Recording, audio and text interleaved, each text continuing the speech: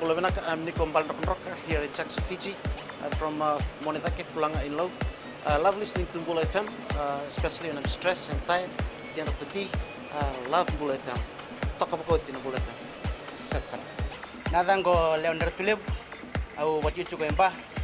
and the Talita na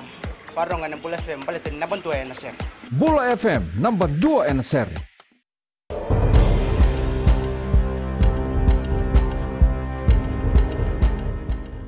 Ni sambulu binaka sai kwengo na pagleleka ni nonde tukutuku na mbongi ndai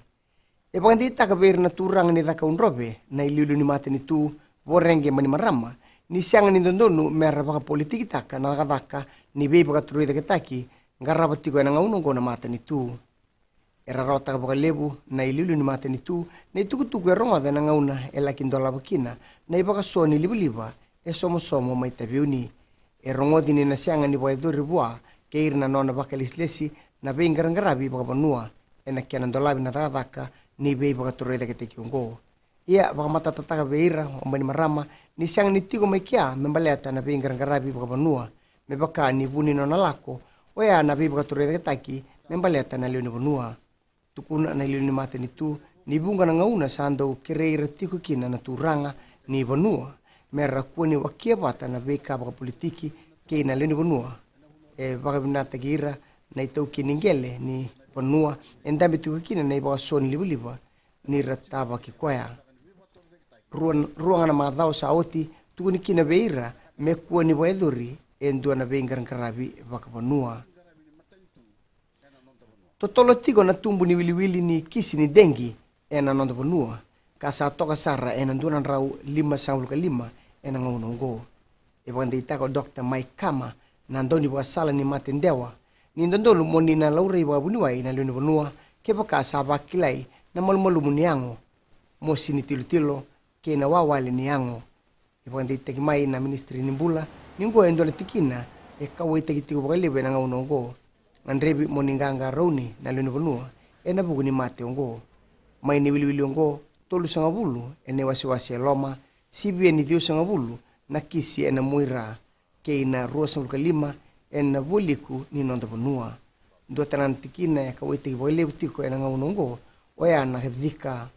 sabandita talanga Dr. Eric Rafai ni sana bambulumbulu takitalitiko na fight the bite campaign metaroba na kena tete na mate na dengi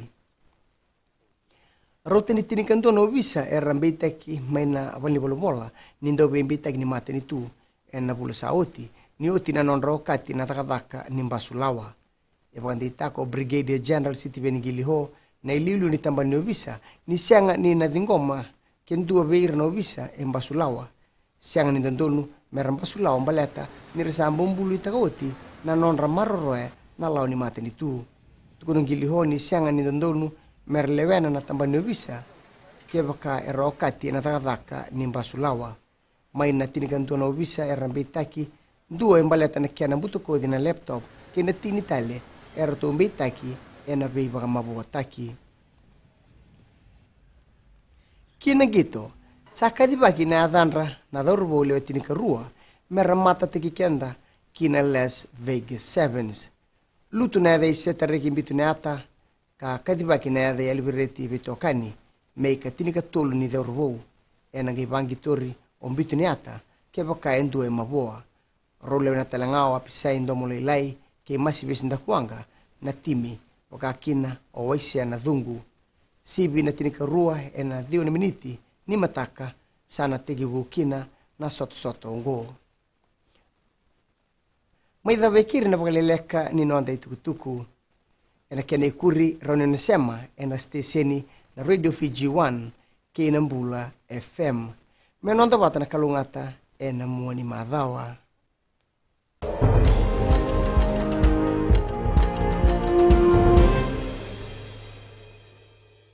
sa arnayanda oya wo chonen rut kile bai buni moli rakira sa ama pinakantin nan tawa ama na Radio Fiji 1 Dorong baga penenu makaya macona belantari wati ang dawaro na Radio Fiji 1 betul bai bici oya wo labini nambuli mana simba